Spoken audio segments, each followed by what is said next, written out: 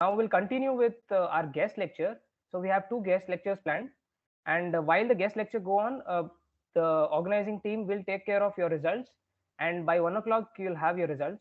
So meanwhile, we'll have a guest lecture, two guest lectures, one by Dr. Santosh LG from MSRIT and from Pavan Muddu in the second half. So to begin with, what I'll do is I'll start with introducing Dr. Santosh Kumar LG. Dr. Santosh LG is present with us on the call now. So he'll be presenting on assessment of LULC change dynamics and its relationship with LST and spectral indices for rural Karnataka. So just to give a brief about Dr. Santosh. So he's an assistant professor, as you might know, for in Department of Civil. So his work mainly focuses on garbage collection, which is, if I get it correctly, it is in waste management and water resource. So he has published many research journals in many research journals and has a decade year of research experience. So he'll be presenting on this topic so that you guys can take some inspiration from this. And as you are a student and researcher and you might have some projects, you can take some inputs from this and apply it to your level. So Dr. Santosh, if you are with us, I welcome you to the stage. Thank you, Aman. Thank you so much for inviting about myself. Good morning, everyone who are present here, including jury members and students. I went through some of the presentations by students. They have tried their best to explore this field, that is geospatial technology or geoinformatics. So here is the topic of my presentation. This is a recent work that we had carried out. So it is related to the assessment of land use land cover change dynamics and its relationship with LST and spectral indices in rural part of Bangalore district. This is the outline of my presentation. I'll be briefly introducing about the topic of LULC, LST and spectral indices. Then I'll be presenting objectives of the study and then brief details about the study area that we had chosen. And then I'll be explaining what are the methodologies that we had adopted in our study. And finally, I'll be giving an insight into the results and whatever we have got from our study. And ultimately, I'll be concluding my presentation. So first of all, we need to understand that if you consider Bangalore district, so it is expanding like anything. That means because the main reason is industrialization, and because of that, urbanization is happening, right? So the due to this drastic change in urbanization and industrialization, so there is a drastic change in land use land cover. So this land use land cover changes are impacting on increase in the heat condition or warmer climate in the core part of the Bangalore. So that we call it as urban heat highlands. And then when it comes to the causes for LULC changes, as I mentioned, it is mainly the urbanization and industrialization. So apart from that, if you consider in any part of the country, it may include mining activities and then urban sprawl. So increase in population growth because of available opportunities for expanding the industrialization or job opportunities like that, and then demand for alternative source of energy and construction materials. So these are some of the reasons why the land use land cover changes everywhere. So when it comes to what could be the impact of land use land cover changes in any part, so it will always, first thing that will be impacted is on a socio-economic development. Okay, so and then it will impact on biodiversity and vegetation loss and natural hydrological process, like there will be change in the climatic conditions, uneven distribution of rainfall, or during the monsoon period rainfall may not happen. Okay, so those kind of things happens. Humidity may be more, temperature may be more during summer period, or temperature may go below the average temperature during the winter season. So these are some of the significant impacts, or we can call it as adverse impacts of land use land cover changes in any place. So what is the use of studying this LULC changes? Even in our team presentations, we have seen many students or teams have done this LULC change analysis. So first and the foremost thing is that we need to understand what are the impacts of urbanization and industrialization, that is anthropogenic activities that are causing on the environment. Okay, so and the second thing is that based on this impact analysis or environmental impact assessment, we need to have a policies and the strategic plans for the sustainable environmental conservation and water resource management. So after talking all this about LULC changes, urbanization and industrialization, how we can do this analysis or understanding the dynamics of LULC changes? Is it possible to do a conventional surveying, right? So or we can use any conventional surveying tools like total station, theodolite, or whatever it is. If the area is very small, so we can go about it. But generally, LULC changes are done for a larger geographical area or region.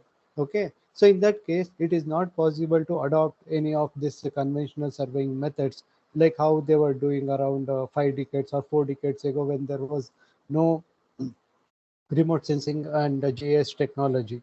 Okay, so it will be very laborious or cumbersome or extremely expensive. It requires a lot of human support, okay, or employees. So to create maps. So on those days, it was very difficult to carry out these kind of studies. Of course, they were successful in preparing a lot of maps like topo sheets or whatever it is. So they were able to do it with a lot of efforts. So alternatively, since around 2 decades or so, we have this remote sensing technology being used in India at a rapid rate. So we are always talking about big data analytics, artificial intelligence, machine learning, deep learning, okay, geospatial technologies. So these facilities or these advancements in the technologies have made us to prepare database and generate in terms of maps. Okay, so here you can see that I have mentioned some of the computer based algorithms that we can use on the images to generate LULC maps and carry out some sort of analysis to get the statistical report on how the land use land cover has been changed over compared to past decades. So the other part of my presentation or whatever the research that we have carried out is spectral indices. So in our study, we have considered three basic spectral indices, that is NDVI, NDBA, and NDWI. NDVI will give you the health, vegetation condition, or I can say that what is a growth condition of any crop or any plant or in general vegetation. So we have used it this NDVI and then NDBI, that is normalized built up index, to get the built up area. And then we have used this NDWI, that is normalized difference water index, to map water bodies. So apart from these three, we have many other spectral indices which can be used to get the information about any particular region or geographical area. So when it comes to the objectives of our study, so first and the foremost thing is that we have tried to understand how the land use land cover has been changed, okay, over a period of 2 decades. That is the first thing that we had set up. So and then the second thing is how this land use land cover changes have influenced or impacted on land surface temperature on a local scale, okay, in our study area. So, and the other one is that when it comes to LULC change analysis, it is not only about changes, okay. So it is also about the transformation of one class of LULC to another class of LULC. So with a period of 2 decades, we have done that, and then we have tried to establish and understand this LULC changes and LST and then spectral indices. So we have tried to connect all these three components, that is LULC, land surface temperature, and spectral indices. So as other team members mentioned, these kind of studies are very helpful in making policies or strategic plan uh, by the decision makers or government organizations or non-government organizations who are working in this environment related sector. So they will be able to have a or make a decision so that we will be having a sustainable rural development and water resource management. So this is a location map of the stadia that we have chosen. So this is a Dodbalapur Taluk, which is one of the four taluks in Bangalore. We have Nelmangla, Dodbalapur, Devnalli and Anekal Taluk, right? So why we have chosen Dodballapur is that, so this is one of the taluk which is urbanizing very rapidly compared to all other three taluks. Okay, so when it comes to the catchment area, or the here we have in the northern part of the study area, that is Dodballapur Taluk, we have Pennar Basin, which is mostly dry. Okay, and southern part of the study area comes under Kaveri Basin. So to be precise, it comes under Arkavati River Basin. So here you can see that lot of water bodies are present in Kaveri Basin compared to the Pennar Basin. Okay, so one of the important things what I would like to highlight here is that we have a lot of industries here. I am basically from Dodballapur, and I have seen how the Dodballapur taluk has been changed over a period of 3 decades. Okay, so we have KADB campus, that is Karnataka Industrial Area Development Board. We have industries. So this was set up in 2003 around. So since then, there has been lot of changes, drastic changes in Dodballapur taluk, both with respect to in road infrastructure development, population increase, urban sprawl. So everything I have seen on my own compared to the past 2 3 decades. So and then when it comes to the geological condition, we have variety of soils like clay, clay loam, gravelly clay, lateritic gravel and all. And then even we have rocky terrain. So these are some of the agricultural products that are being grown in the Dodballapur taluk. So this is the methodology that we have adopted. So basically we have used Landsat 7 ATM plus data. So of course we had an option to use Landsat 8 or Sentinel data or so on. But what we tried is that if we keep the same sensor images for all the time duration, so we can get uniform data. So because of its various resolutions like spatial, spectral, radiometric or temporal. So keeping those resolution characteristics in mind, we have used only Landsat 7 ATM plus sensor data.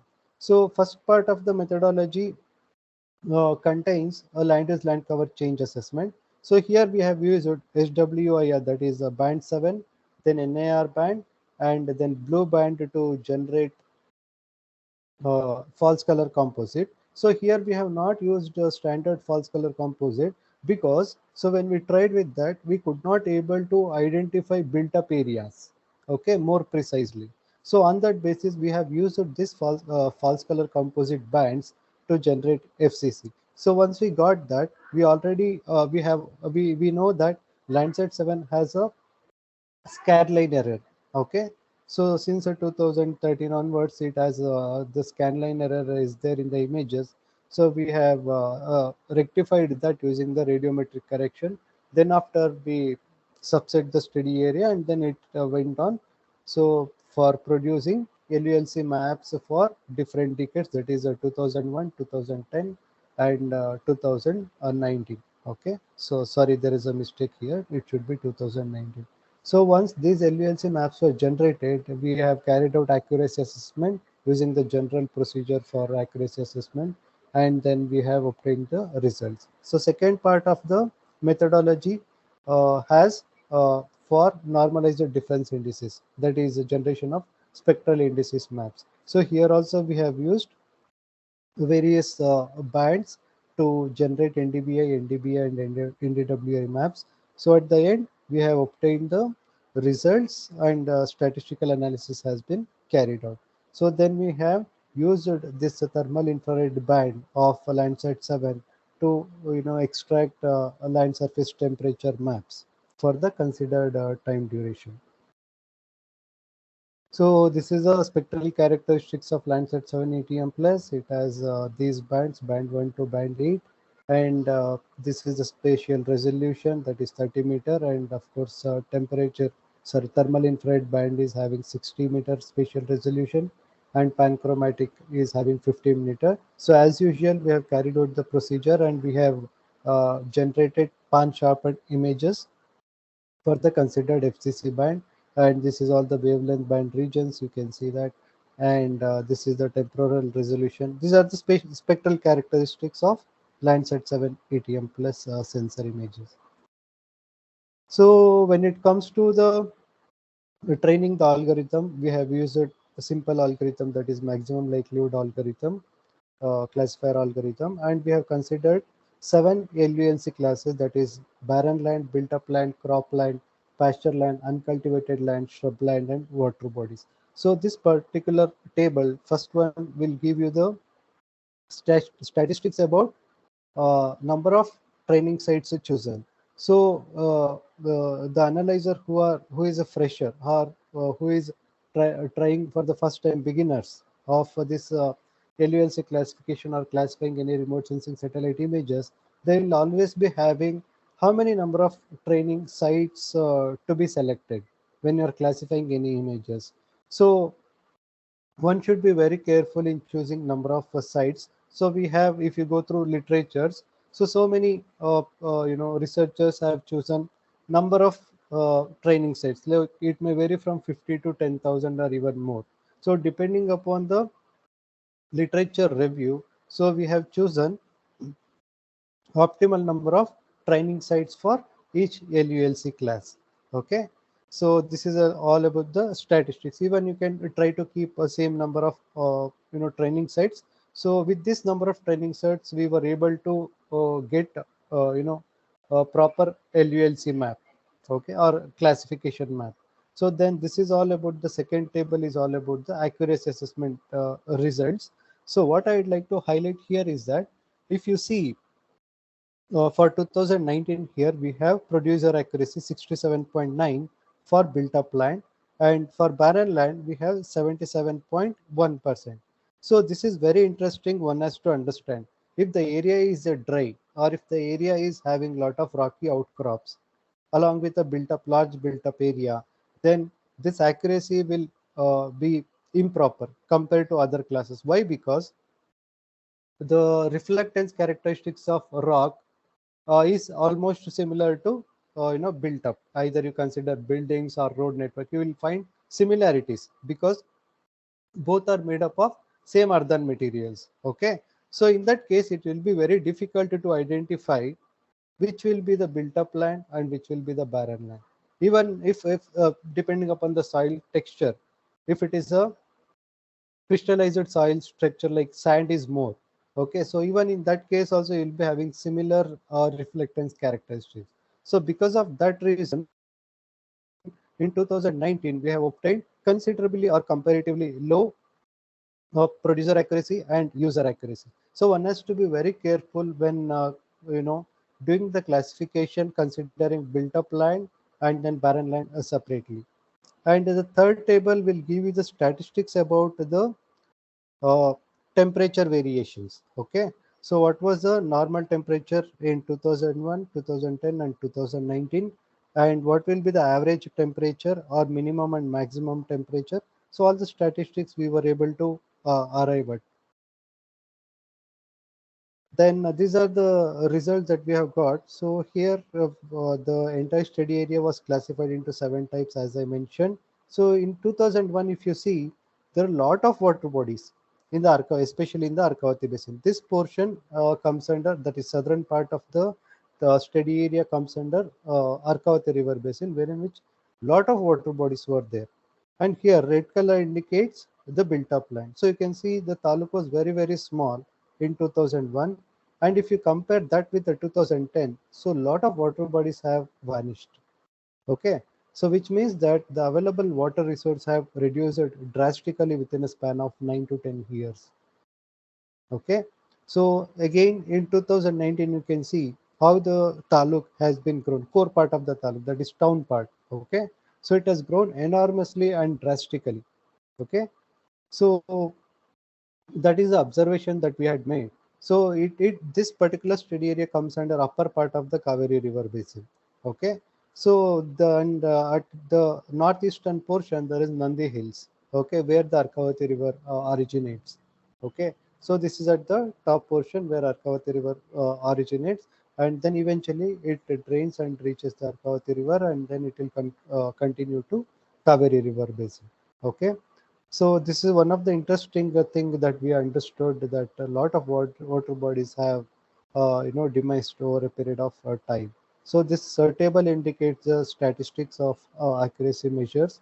then like overall percentage, how much it is, and then kappa coefficient. So we have obtained acceptable level of accuracy, that is more than 85%. Then when it comes to the area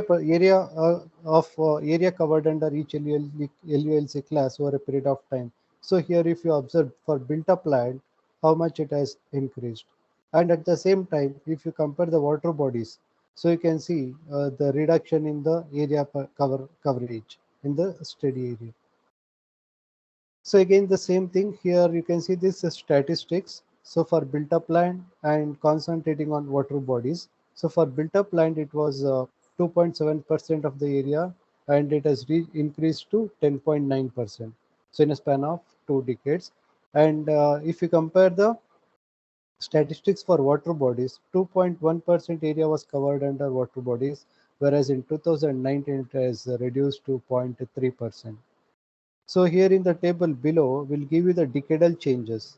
Okay, if you consider 2 decades and overall change, whatever happened in 2 decades. Okay, between 2001 to 2010, 2010 to 2019, and overall change between 2001 to 2019. So here you can see the statistics.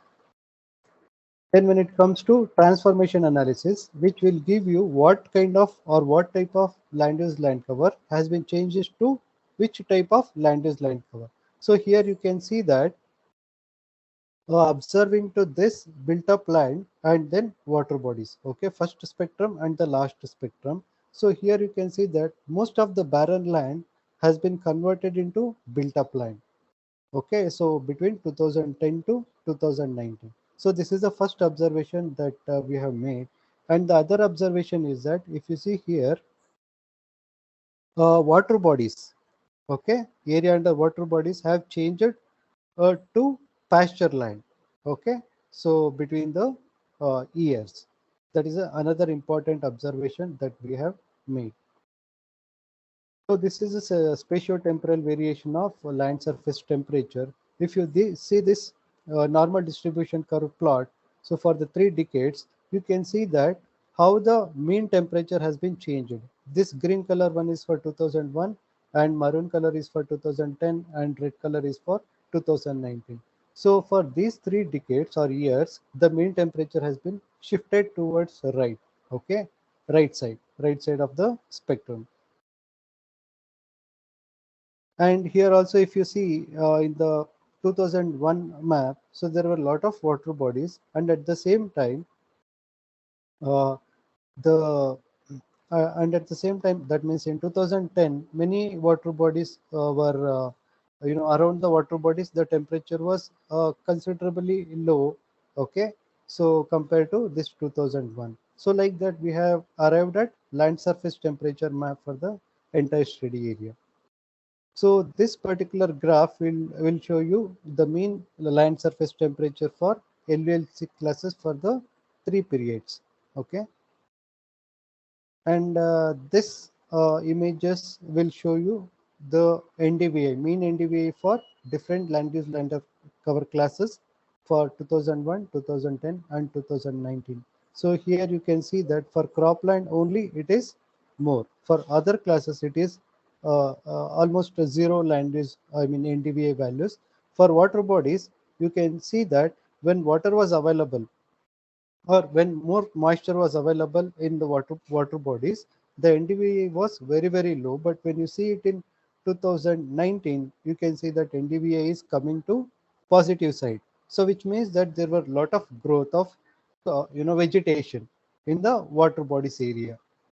So that can even be depicted here in the 2019 image. So where red color red color is coming, coming to zero. Okay, so which shows that water body areas were filled with the grassland or pasture land or something like that.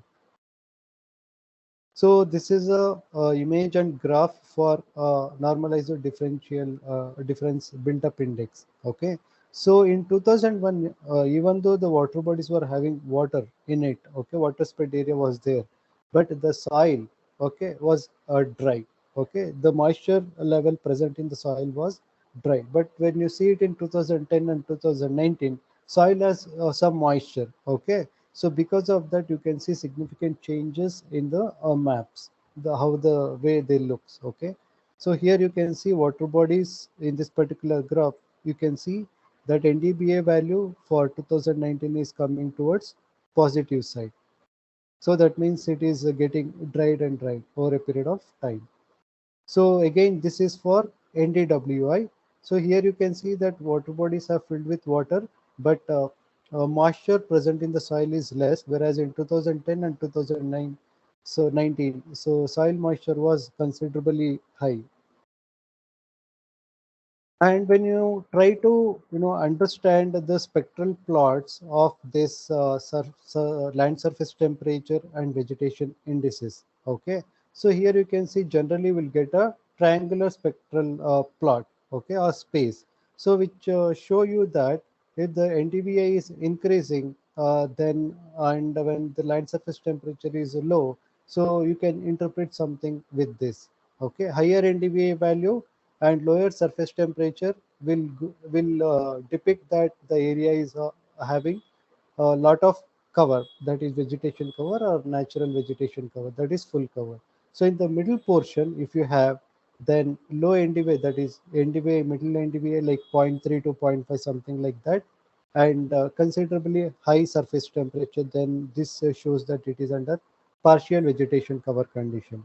Whereas if you have very low NDVI, like somewhere between minus zero point 0.1 to plus zero point 0.1, so then you can classify that region as a bare land cover region. Okay, and at the same time comparing the NDVI with LST. Okay, so in this particular plot, you can see how the maximum evaporation and transpiration happens. Okay, high NDVA values and low land surface temperature will have an option for maximum transpiration. Okay, whereas low NDVA and low LST means it is maximum evaporation. Okay, so we can try to understand this spectral plots of NDVI versus LST on this basis. So here also you can see that for construction land where your pixels, that is NDVI and LST, will locate. Okay, so like this we can interpret the scatter plots of this relationship between NDVI and LST. So comparing to that, so here we have tried to obtain relationship between spectral indices and LST. So here we have got triangular scatter plots. Okay. So and when it comes to NDBI versus LST, so we have got right angle triangle scatter plots. So NDBI and LST were positively correlated. That means if the built up area is more, the temperature is also more. Whereas if you consider NDBA and LST, if the vegetation is more, it will keep the environment cool. Okay, we don't feel that much warmth. Okay, right. So it is negatively correlated. When you consider NDBI and LST, again the same thing. So the presence of lot of water bodies will keep the environment cool. So it will be having negative correlation. Okay. So similarly, this is very interesting. So if you go through the literatures, so you will get a lot of literatures comparing the NDVI and LST. Okay, but if you the less number of research has been carried out to compare how this NDVI and other spectral indices are correlated. Okay, so interestingly, when we carried out this study, we were able to get this, crescent-shaped scatter plots. Okay, so the deeper understanding of this kind of scatter plots is required. Okay, so this is what the results of our research. So NDBI and NDBA were negatively correlated with a crescent shaped scatter plot, that is inverted. Okay, so here also you can see NDBA versus NDWA. We have got again the crescent shape for 2010 and 2019, whereas we have got triangular right angle triangular scatter plot for 2001. So again the same reason. So there were no soil moisture present during 2001. Even then, even though the water bodies were having a lot of water in it. So again when we compared NDBI versus NDWI for 2010 and 2019, we have got a perfect correlation, negative correlation. Whereas for 2001, because of the presence of dry areas, okay, dry soil condition, so we have got this kind of beautiful scatter plot. So coming to the conclusion parts, so large portion of the study, that is Dodbadapur Taluk, since it is a rural area, it is covered under pasture and uncultivated land. So comparing the LULC changes, built up crop and shrubland have increased by 75, 38 and 52% over a period of 2 decades, and barren pasture and uncultivated land reduced by this much amount. And especially this surface water resources have reduced by 635. This is with respect to area. Okay, so this much percentage of area has been reduced over a period of 2 decades. And more interestingly, if you see the temperature variations compared to 2 decades, so the mean increase in the temperature is 2.09 degrees Celsius compared to 2001. And it may go up to 0.75 degrees extra, so or minus 2.75, plus 2.75 to minus 2.75. So higher side means, positive side means, during the summer it may go beyond that, so which will lead to high more hotter weather conditions. And in summer, I mean in winter season, we feel more colder compared to 2001 conditions.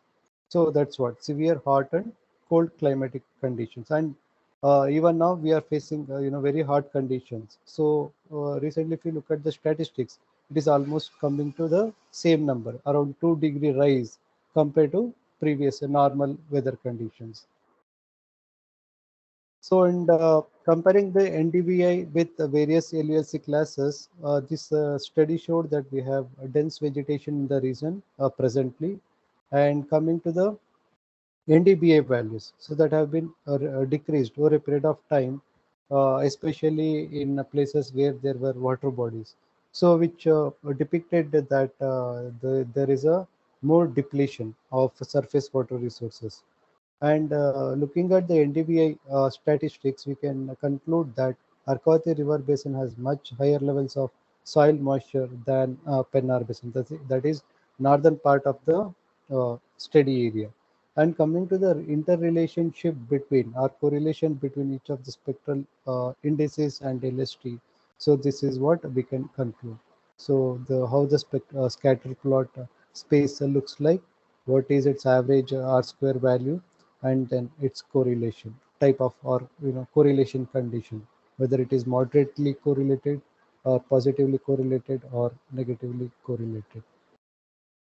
So this is a recognition that we have got for our recent research work. It was published in 3rd December 2022 by Times of India. And this is my research group. First one is Mr. Shilpa DN, who is also a faculty at MS Rama Institute of Technology, my colleague. And this is Arpita from Malnad College of Engineering. So both are doing very good work. So thank you so much. If you have any queries, you can ask. Thank you so much, sir, for this presentation. I know there's a lot of efforts put into this, but what we see at the end is just like 2 degree rise. For that 2 degree rise, you have to do so much of analysis. No, no, no, no, no. You should not look in that way. Otherwise, how will you quantify the rise in temperature? Even a degree of rise in temperature, we will not be able to sustain. So, to looking at this 2 degree rise, we have to have a strategic plan to, change to have a sustainable environmental development. So, 2 degree rise is a significant number. Number No, I two is less, but what I'm it's what I meant to yeah, say was just to like derive a result, you have to yeah, do so much of analysis. 2 degree is yeah, huge. yeah, I mean, it's yeah. very It very is high. huge. Yeah. Yeah. But I just want to understand one point, which is what tools do you use? I take interest in a lot of tools, so I saw those beautiful charts, Mm-hmm. um, Yeah, scatter plots. yeah. And so, how do you make those? In which tool do you use? No, I used MATLAB, and then there is one separate, a software called as Origin Pro. Okay, So they will Origin Pro especially, it will give you very good graphical results, and you can do statistical analysis. So you can use those tools. Okay. But of course, if you use Excel, it will take more time depending upon the computational facility you have. So here you will be having, if you consider, one this much area of a spatial resolution of 30 or 15 meter. So how many pixels are there? So when you convert or extract this data into Excel, it has to handle lakhs of pixel data. So if you are using a low computational configuration system, certainly it will take a huge effort. But if you have a higher end software, configuration system, it will not take much time. Oh, great, sir. Thank you so much, sir. So here you can One. see in these plots, you can see like lakhs of points. It is not visible, but when I was carrying out the analysis, so it was taking quite a significant time to generate maps. So these softwares that you mentioned, Origin Pro and MATLAB, they are able to do it, right? And because having Yeah, yeah. Yeah, Origin Pro also, it was about to take some 5 lakhs of points, but MATLAB you can do it. but these are not free softwares, so only institute, Yeah, I think. yeah. You can use educational softwares. Origin Pro you will get it. Oh, Evaluation version you can usually get for 1 month, like 30 days evaluation version. So you can do. Otherwise you can use Excel, but you have to have a patience till you the map getting generated. So yeah, if it takes a lot of time. yeah, if you don't have patience, it will hang up. No, very true, sir. If anyone else has any questions,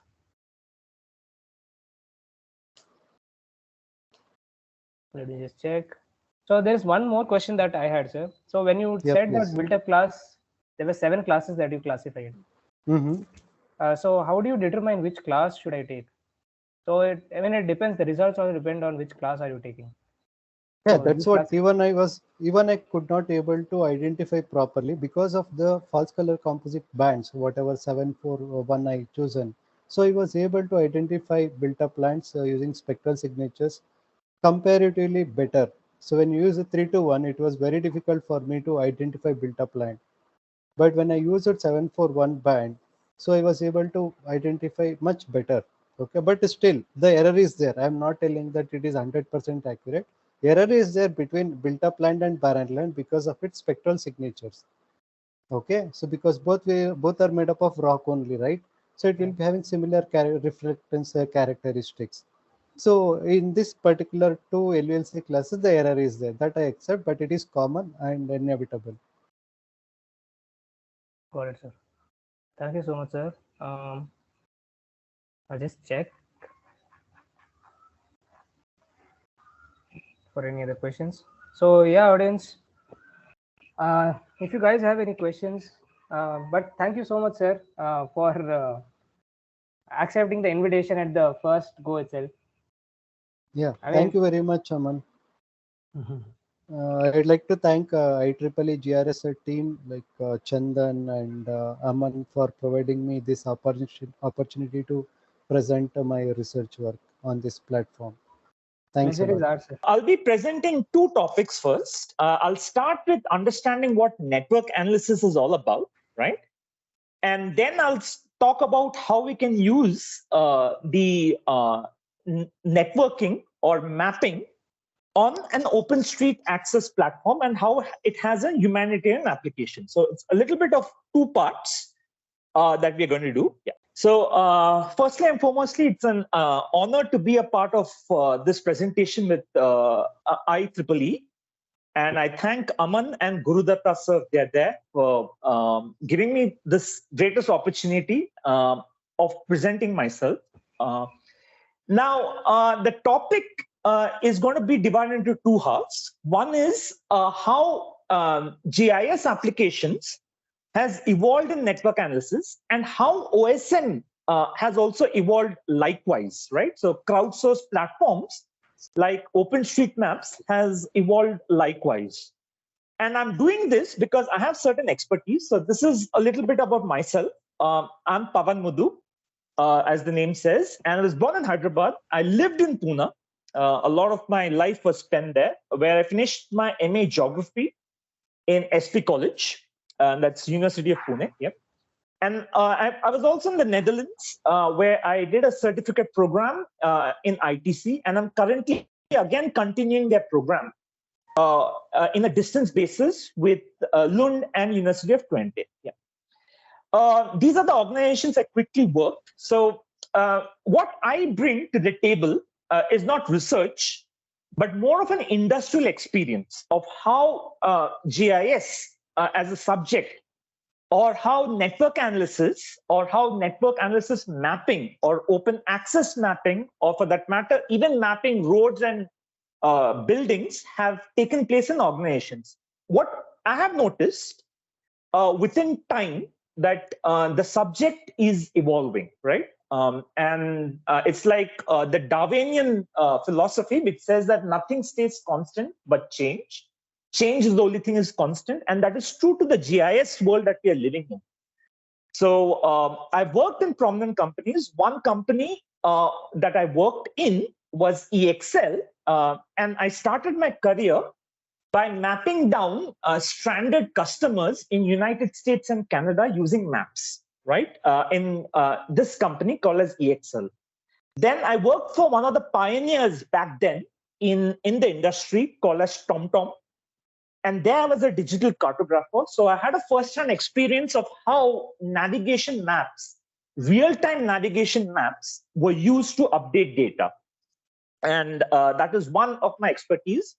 Then I also worked in CSS Corp, where I was responsible for creating new POIs or updating POIs, point of interest, which is another thing which comes under the navigation and mapping domain. And this is for CSS Corp, and that's an Apple Maps project that I did. And currently, I'm a trainer for GRED Foundation, so where I teach the open access mapping with QGIS and other repositories like Sentinel Hub and OSM. So that has been my forte, and this is what my professional experience is all about. So quickly, we'll just understand what network analysis is all about, right? One of the most important elements to know, so we have done a lot of networking in the last couple of years, but what we have realized is it is simulated like a graph, where you have railroads, you have mapping of rivers, where you have a mapping of street roads, or for that matter, highways, right? So all of this relies in a property of topology, which says that there's an interrelation between two aspects, connectivity and adjacency. So we'll go into this in the next couple of slides. The basic understanding, or the premise of understanding network analysis, it's some important concepts we need to know. One concept is a vertex. So a point feature in network analysis, which it can be a point of interest, or it can be a it can be any point feature, intersecting feature, will be represented as a vertex. Then a linear feature will be represented as an edge, right? As you can see out here, we have edges where all the linear features, like all your roadways, all your railways, all your river networks, are all represented in an edge, which is a line segment. And this edge is between what is called as faces. The terminology used for representing area features is called as face. So this is the basic concepts. These are the utter basic concepts of how you need to understand a network. So these three concepts, like vertex, the edge, and faces, form the premise of what we know as network analysis. So all of this is integrated with the concept of topology, which tells you the relationships, right? So if you look into this map, this is the underground map of London. And what you see out here, if you want to go from St. Paul's to Piccadilly Circus, what you need to do is take this orange underground train, orange rail line. It's pretty similar to, these networks are pretty similar to the metro networks we have in India and Bangalore and also in Hyderabad. So you take this train, orange train, and then you reach the intersecting point at Oxford Circus. And once you reach the intersecting point, you can take this brown train and reach Piccadilly Circus. Now, the most important aspect is this intersecting point that you have at Oxford Circus serves as a relationship between this brown line, right, and Piccadilly Circus and St. Paul's. So otherwise, these both are not related. In order to make the relationship, we have an intersecting point out here. And that intersecting point expresses the concept of topology, where there's spatial relationships that is maintained. Yeah. So what are the properties of topology? One important property of topology is connectivity, right? So in geometric features, you can see that there are two unrelated circular spaces, but you can see this line serves as a relationship between two disjoint areas, right? So you can see a nice example, real world example. You have a road network which is below, and you have a flyover. So you see these connectors here, and these connectors serve as a relationship between the road feature, which is underneath the flyover that you can see. Yeah, and this is more like the interstate highways of America. And even some certain highways in India also have these connectors here, and they serve as a relationship. Yeah. The other important point is the aspect of adjacency, which are close to each other. Now, where do you use network analysis? One is to find the nearest feature. So if you want to basically go from, let's just say, I'm at Somajiguda, Hyderabad, and I need to go to the Buddha statue. So I need to find the nearest and closest destination, or I need to find the closest destination for a Ratnadeep store, or a Reliance Mart store, or a D-Mart store. So for finding nearest, we have network analysis, point-to-point analysis that is used to find the shortest distance, right? If you want to go from Chinnaswamy Stadium to somewhere in Indiranagar, you want to find the shortest distance. Then network analysis is used. The fastest route is very important. So as much as you want the distance to be as less as possible, you want the time taken to be as less as possible. So for that also, we do use network analysis. Yeah. So what does network analysis produce? It produces a drive time map. So here you can see this is a drive time map within the suburban areas of Los Angeles. And you can see that there are certain areas which are under 5 minutes, shown in darker brown, and certain areas which are more than that. So let's take a town called Signal Hill. And these are the isochrone maps that are made that can commute within Signal Hill within 5 minutes. This is from 5 to 9 minutes. This is from 10 to 14 minutes, and likewise. So these isochrone maps are prepared. So you have these kind of maps also, where you can see here the travel time map to Johannesburg.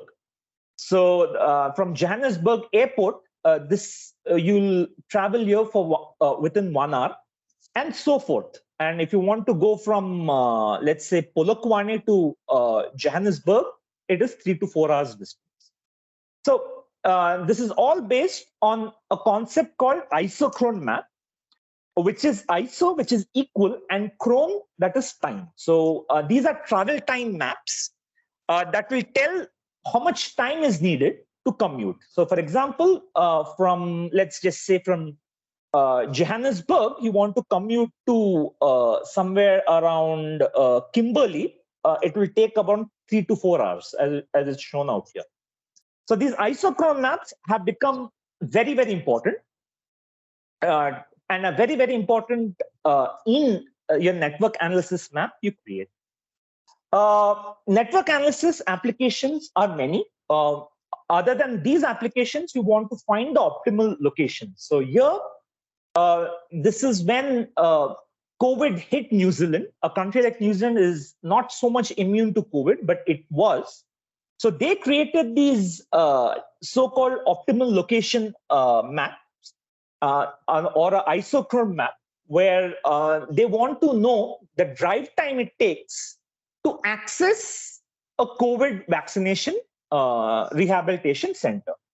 So it's under 10 minutes in these areas, but if you're somewhere in these areas here, it's close to 60 minutes of drive time needed to the closest COVID vaccination center. Yeah.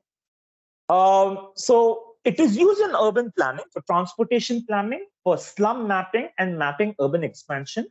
But where network analysis is mostly used is where really I worked in my life. One is addressing, one is point of interest, and another one is road network mapping. Yeah. The popular companies in this, I think I already worked here in TomTom, but now I guess it has diversified. So it's close to about $5 billion industry, this whole network analysis application GIS. So other than TomTom, which used to be the pioneer, here maps, Garmin still makes the PND devices that we know, but here maps, Google Maps have now taken the market share in network analysis related maps. Yeah. So that was about network analysis. Now, one application of network analysis is in humanitarian OpenStreetMaps, right? What does this do? Here it contributes, the concept behind OpenStreetMaps is basically to contribute towards sustainable development goals that we know, right? And a lot of those maps from humanitarian OpenStreetMaps comprises of most of the sustainable development goals that you can see. Yeah. So quickly, one of the most important elements of humanitarian OpenStreetMaps is to put the most vulnerable people on the map. I'll actually demonstrate how it works. So to put the most vulnerable people who aren't present, because there was a study that says 50% of the earth isn't represented. So putting them becomes very important. So community mapping now takes center stage. Crowd-based community mapping now takes center stage. So in this case, these people do not know where the water lines are, or they do not have a comprehensive map of their own settlements. Yeah. So then it is to expand it with other communities. So this is more of a community mapping, and also for many other thematic purposes. One purpose is for developing hazard map, yeah, and risk reduction. The other is for clean energy. Then also for poverty elimination. This is something that we do, right? So there are some volunteers who go on the ground, take all the socio-economic data and map them down. So they map the settlements and the accessing road down, right? Yeah. So quickly, the recent Turkey and Syria earthquake, which I was talking about, in this also there has been a lot of humanitarian effort. So close to about these many buildings were mapped. So it's close to about 1.2 million buildings were mapped. And the roads that were mapped, which comes under the premise of network analysis, was 57,000 roads that were mapped, right? So, and that is the power of crowdsourced mapping. Our foundation worked in this, but our foundation with our partners, Asia Pacific Hub, also worked in this project in mapping heat islands, right? Mapping settlements to study heat islands in Kyrgyzstan, right? This was the task that we did. And there were close to about 19,000 map edits done by me and my colleagues, right? Two of these colleagues were interns, and this is my co-colleague, who's also a director of GRED Foundation. Yeah. So a lot of this has been done over the years. Yeah. So I'll talk about GRED Foundation, but I think any questions now, I'll pause before I start demonstrating how the humanitarian OpenStreetMap interface works. So Aman, I'll just see any questions anybody has before I do the demonstration. Sure, Go sure. ahead, Aman. Yeah. So there is I have a question. There are no questions Yeah. in chat. One question Mhm. is there a hot OSM group in India? You talked about Asia Pacific. Yes. There is. In fact, I can get it down if you want. OSM India. There is a wonderful group here. So OSM India. Yeah. Firstly, this is OpenStreetMap India. So there is one group that does OSM mapping. But yeah, this is one. But there's also HOT OSM group in India too. Yep. I'll Okay. just send you the link. No problem. So Sure. I'll send you the link. Yeah. Because I have them on Telegram. We have these Telegram groups, right? Telegram and WhatsApp groups. So they are there, but they also have their own HOT OSM. So Hot OSM is also there. Hot OSM India, so is also there. So yeah, but I think OpenStreetMap India is the best. Yeah, but this is also there. OSM India is also one community. So let's just see. This one talks about the projects that are related to India, right? And there's some very good projects that we are doing actually. Yeah, so I'll just put it on the chat if I can. Yeah, I'll just put these on the chat.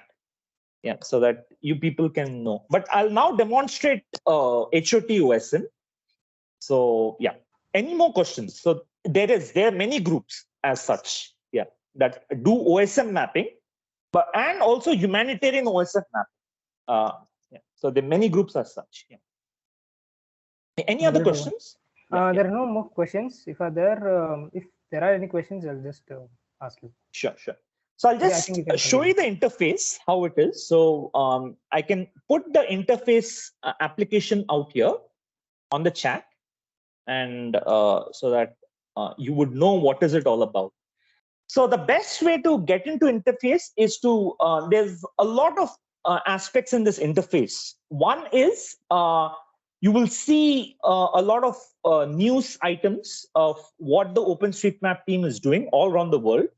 You can see where they have made impact over the years, right? Disasters, climate change, gender equality, all of those areas of impact you can see. You can see the partnerships that have been undertaken. We also are an informal partner with them. Yeah.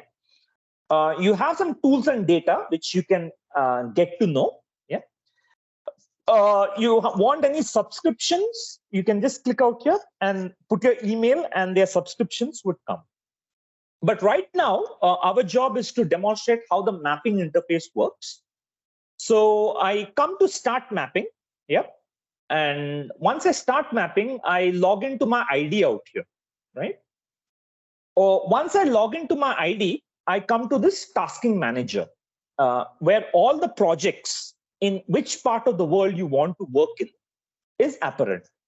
So you can see my contribution. I'm an advanced mapper in this. I've gained a lot of popularity, and my work is very credible in this. I've close to about 503 tasks have been validated. I'm not much of a validator. I'm more of a mapper. These are the areas that I worked in. All around the world I worked in. Yeah, you can see clearly. And yeah, a lot of time has been spent. A lot of buildings have been mapped over the years, and also a little bit of point of interest have been mapped. Yeah. That was my contribution. Yeah, let me just check. Yeah, I think I've mapped the Turkey task. Yeah. So let's just explore the projects, how they work. The projects work in various different channels. One channel is based on the difficulty levels, right? So you have an easy difficulty level for new people, moderate, challenging. But the best way, the projects are assigned by the level of urgency. So the Turkey-Syria earthquake is an important earthquake that has to be mapped. And that's why that is urgent.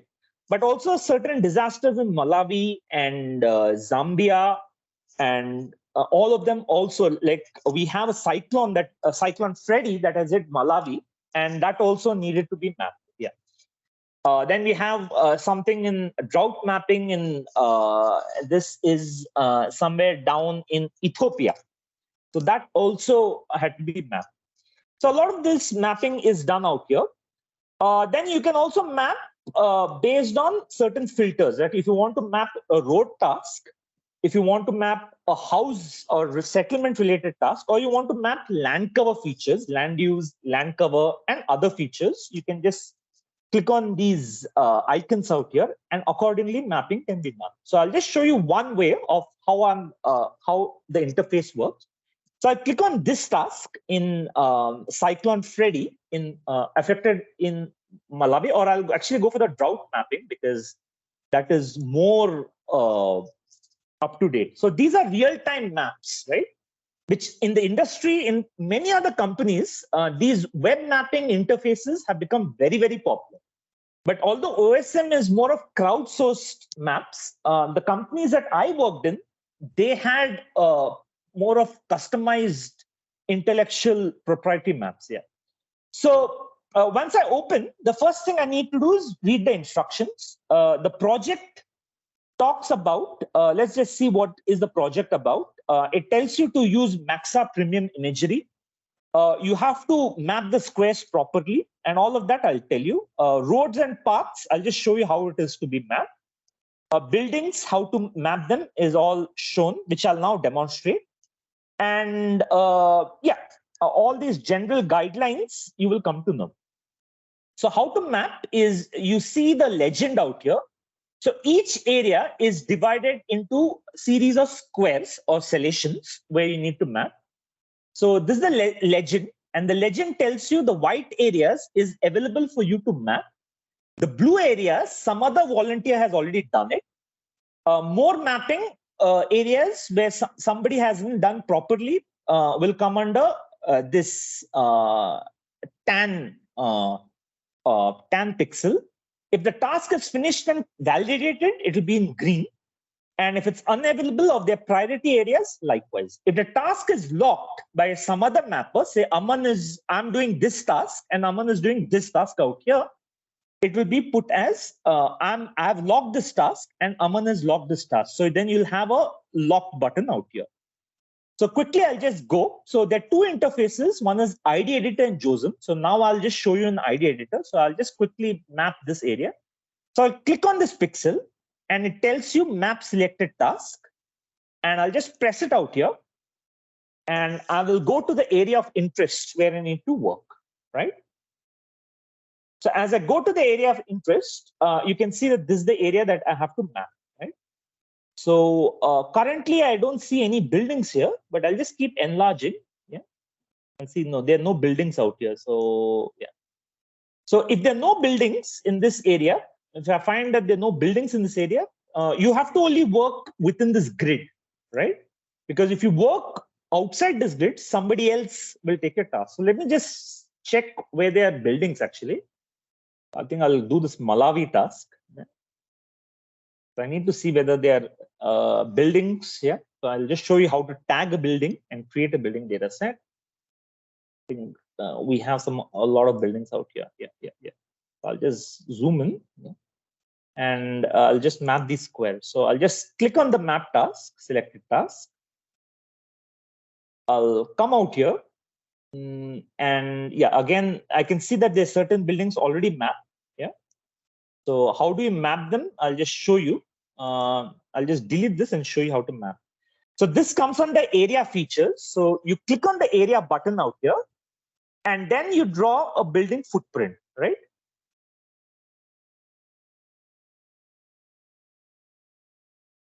And double click on this and tag it as building. Yeah. Once the tag is done, you come to this upload button, and your data will be uploaded with the certain tags that you have. And you have somebody to review the edit, so just upload it, and then it will be uploaded on the OSM interface. Yeah. So in this is in short actually how you map them down. Yeah. There are no more buildings. I think most of the buildings are already being mapped. Yeah. So then there are circular buildings also that you see, and many more buildings that are also present out here. Yeah. So this is a great tool. So I recommend that we use this tool. So even outside the area, normally I don't work outside, but I'll just show you how this is done. So here, right? Just create it, map it down, map the buildings, and then square the buildings accordingly. Yeah. So this has a lot of applications out here. So one of the OSM applications was also in the Turkey-Syria earthquake, which I've already talked about. Yeah. So quickly, this is the Turkey-Syria earthquake out here. So which I'm just showing. And you can see the amount of work that has been done in this area of Turkey and Syria. Yeah. So this is the amount of work that they did using RAPI-ID and yeah. So we mapped the whole area down. Yeah. There's no more areas. This is the Turkey-Syria area. So I'll just open this area and I can show you how it's mapped out here too. Yeah. So there's not much of things that have to be mapped here. No. So again, in this, we can some of you can do the Turkey-Syria area also. Yeah. Map this down. If you think that there are buildings and settlements to map, go ahead and map it. Yeah. And this is for a humanitarian response because a lot of good humanitarian work has been done in this region during the earthquakes. Quickly, I'm just showing you how it's done. Yeah. Roadways also can be done. So if, any roadways to map, you have the line feature, right? And you have to check if you have a proper roadway. I can explain you, we do have workshops. Our foundation does have workshops, but yeah, certain road features can be mapped. Here you can see that the artificial intelligence has mapped it down. So what we need to know is to verify this road. So we select it and we can say use this feature because we believe that there is a road out here. And yeah, so hence the one has been mapped likewise. But without artificial intelligence, you can just click on this highway line segment and map these features accordingly. Yeah. So that was it. That was how you map using OpenStreetMaps. And I don't know, is this really taught in colleges in India? Because often I see that most of the colleges in India doesn't teach this. But this is something I feel that must be mandatory in colleges. Because it helps humanity and a lot of work, because this is the next generation of maps, along with Google and other maps. These are the next generation where you can update your own interface likewise. Yeah, so just quickly coming back to my presentation. So I need to talk about where I'm working also. So I'm working for GRED Foundation, which is a foundation based in Assam. And we are a relatively new startup, education and consulting startup. Yeah. And our mission is basically to empower students with GIS training. So that is what we do, so that we basically give the skills for employability. So we are more of a enhancing skills kind of institute, enhancing spatial related skills, GIS related skills. Yeah. So we offer PG diplomas, 6-month comprehensive training, and also our flagship program is a 3-month open source access program, right? We also have these tailor-made workshops. So like how I showed you about OpenStreetMaps, similarly, these kind of tailor-made workshops are also done. We also have workshops in hydrology, network analysis, yeah, and also we work in Sentinel Hub, which is something that we are now expertise in.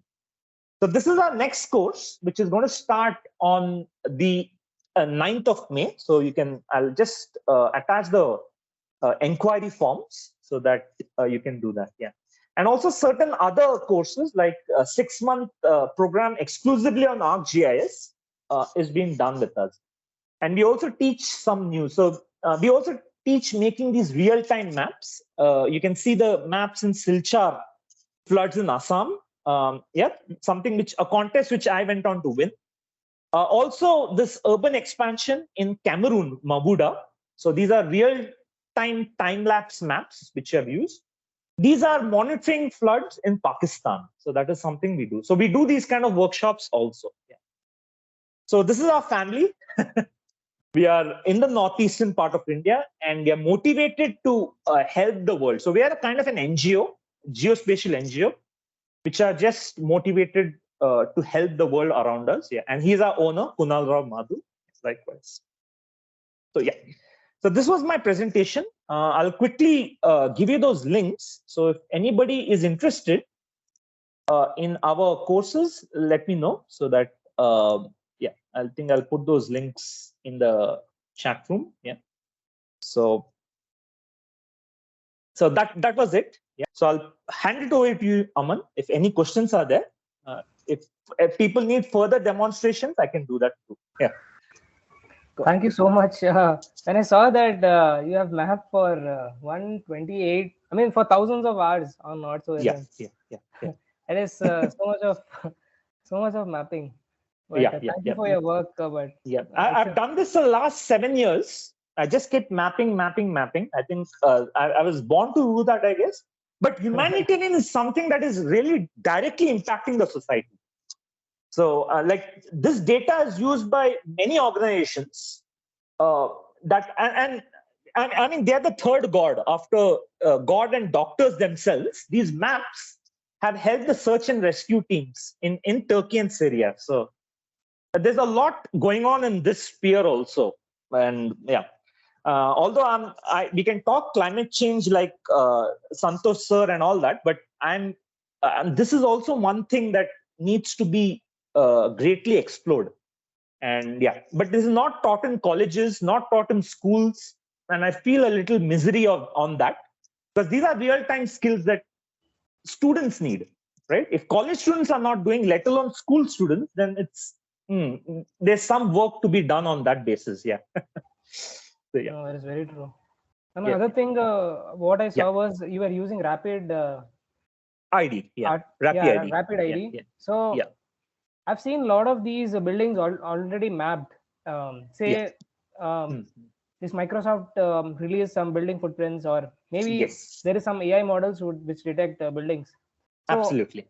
Are those not like good enough to directly input into OSM? Or is no, the problem is that needs verification, Aman.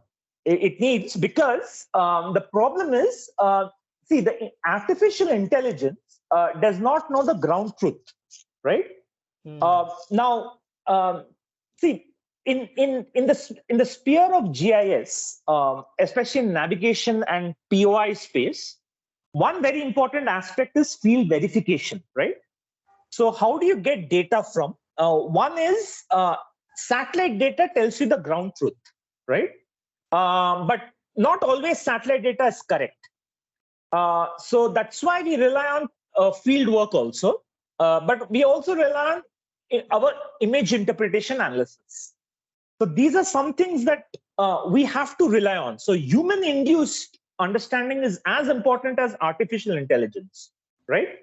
So yeah, so we have to verify that. We have to, in some cases, some of these OpenStreetMap volunteers go to the ground, go to these communities, talk to them, map their areas, map their settlements, do mobile mapping. Another thing that I can talk about in my OSM classes that I do.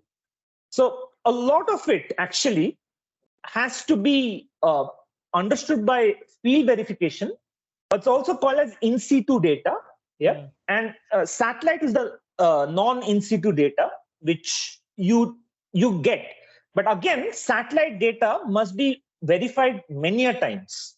So because they keep changing. And I teach Sentinel Hub platforms also, where I can see that it don't remain constant. Features don't remain constant, right? So they keep changing with time. So that kind of monitoring becomes very important. Change detection and those monitoring becomes very, very important. So a lot of this is done these days. So yeah. But please go into the OSM platform and start creating an account, guys, and start mapping, right? So at least 10 building footprints, 20 building footprints. I expect that 10 to 20 people out here to do. Yeah. Any other questions? You can reach out to me. Sure. So I don't think we have questions, but But again, thank you so much, Pawan. I mean, it was. Thanks a lot. You're like one of the top OSM mappers, I think, from India, at least, or for the world. Yeah. In India, yes. In India, yes. Not for the world, because there are many great people who do it. Yeah. So because it's a world in itself. Yeah. But this comes by working for many companies. Yeah. It has come through work experience that I did. Yeah, life experience and work experience. Yeah. We actually conducted one Hot2SM what do you say, webinar or not webinar, workshop at Microsoft Reactor at Bangalore. So there I got to know about this, and now when I see a lot of rapid tools, so it's interesting to go back in. There's some good tools coming up like Mapillary and all that. So now the world is going on open source or open access because users are demanding, just sitting at home, they want data access, right? And people are not getting it likewise. So we are in a world, the world has completely changed, because when I was in colleges, I was frustrated, man. Because I wanted a lot of this and I was not getting it, because I was just sitting and okay, pay this much money, go to an institute and learn ArcGIS. No, we are not in that world now. The open access technology is coming where you can integrate many platforms and create great GIS products. So yeah, especially the web mapping interface. Yeah, a lot of them are coming. Any other questions or anything that we can do? So do visit our website also, Red Foundation, where that's where I work. It's important that I also promote the institute that I work. So, and a lot is happening out there too. So if anybody is interested, you can do some tailor-made courses, drop in an inquiry, and see what we are up to. Yeah. Great. Thank you so much, Pawan. I think thanks, Aman. Yeah, it's an honor to be presenting with you guys. It's an honor for us to have you. Sure. Likewise, sir. Yeah. So okay, so now what we'll do is, so this is the end of two guest lecture that we have, two eminent speakers from different backgrounds, having one climate change, another the impact after the after effects of climate change. How do you resolve that? So both matching our theme, which is sustainable development goals. Thank you everyone who joined. Now we'll go for the results which you all have been waiting for. I think Dr. Chandan also is here. If you want to say a few words, Dr. Chandan, before we publish the results. If you're here. Hello and good afternoon to all.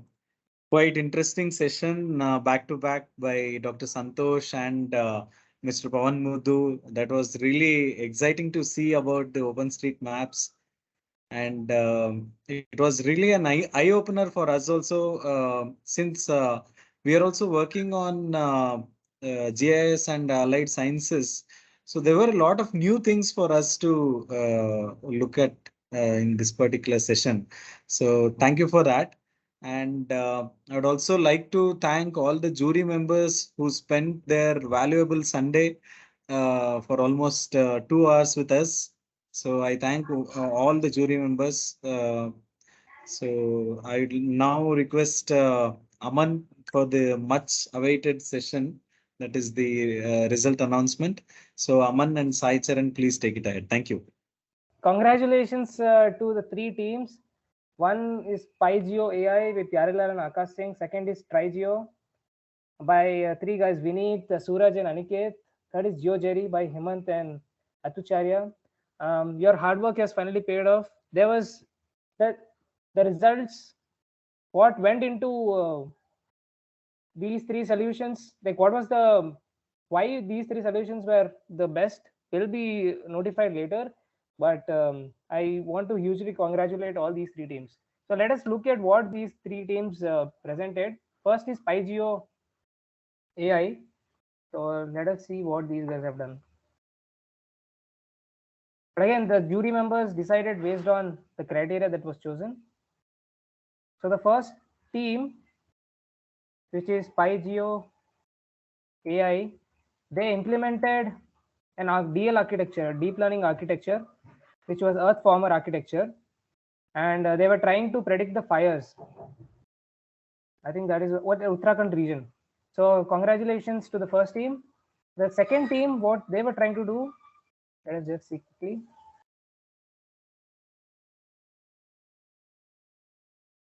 So this team was trying to, I think they applied AHP technique and were trying to find the,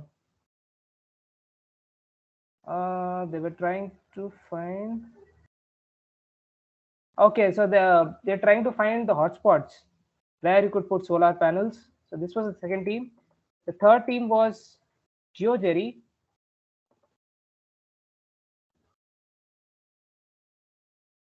They were trying to predict.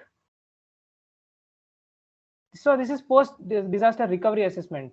So it's very similar to what Pawan presented. So they classify, and coincidentally they were trying to do for Turkey. So they created an remote sensing random forest classification model, and these areas they tried to map after the earthquake. So and see where you could actually. So they also saw a drop in index. So this was the analysis they had performed. So they were trying to use Maxa data from for earthquake analysis, and they did quite well in mapping these buildings. So congratulations to all the 3 teams. We wish you very well. And so I would require few hours for. So you will win the prize. First prize is I think 6,000. Second is 3,000. Third is 1,500. And I will reach out to you personally and give you a prize amount. Thank you, everyone. Dr. Chandan, if you have any inputs. Okay, we have the results announced. So congratulations to all the winners. As Aman mentioned, you will be getting the prize amount in the form of Amazon vouchers. It will not be a cash prize, and that will be communicated from the IEEE GRSS Bangalore section very soon. And second point is that all of you have done very good job actually in the last 2 or 3 days with us. So I think the presentations today morning was an eye opener for each and every one of you. So a lot of us have learned new things that are happening around us in terms of geospatial technology. So please carry this forward. As I see, many of you are doing your BTech and MTech, and also some PhD students are present here. So please take the learnings from here, and that would be really helpful for you in your endeavors. And second thing, what I wanted to say is regarding the certificates. We are on it. We are working on the certificates. It should reach you in another couple of days. The certificates, we have two category. Category 1 is the prize certificate. That also will receive the team members. And category 2 is participation certificate. Those who have presented today, each and every one of you will get the participation certificate. Those who didn't present today, they will not be getting the participation certificate. So I think with that, I think there is one question from Raghavendra. Yes, Raghavendra, please go ahead. I just rose my hand to thank everyone for organizing this event. The IEEE Bangalore is really a potential source for the learners and budding people into the geospatial technology. I like to thank, as the theme suggests, sustainable development. All the 3 days went in the same way. The initial day was the genesis. The second day was is the creation, and the third day was the sustenance. And we learned a lot through the time management skills, as this was a hackathon that played a very crucial role. And the team participating were throughout India. It was like Jodo Bharat, north, south, east, west, everyone participated. So it fits in many of the versatile people to this contest. So it helped a lot in gaining various insights. So I thank IEEE team for it. And the presentation on the last day by Santosh LG sir and Pawan Mudhu sir was very insightful and provoking to do more research on the domain.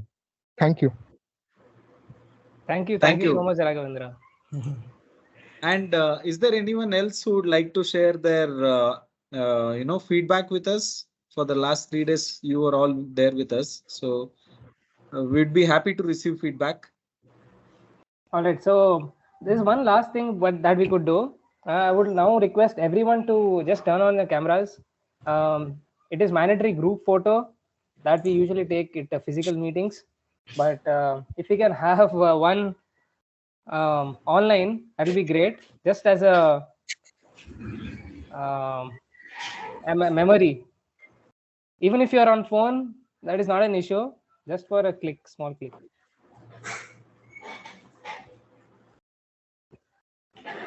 Let me just Make a large gallery. Great, great. Vijay, if you're there, you could open your turn on your camera. Also want to mention those who are not the winners, you have done extremely well. The presentations were really good, I think, but we just had to choose 3, so that is why show the results. Now let me just take few screenshots. Those are also able to take screenshots, please take.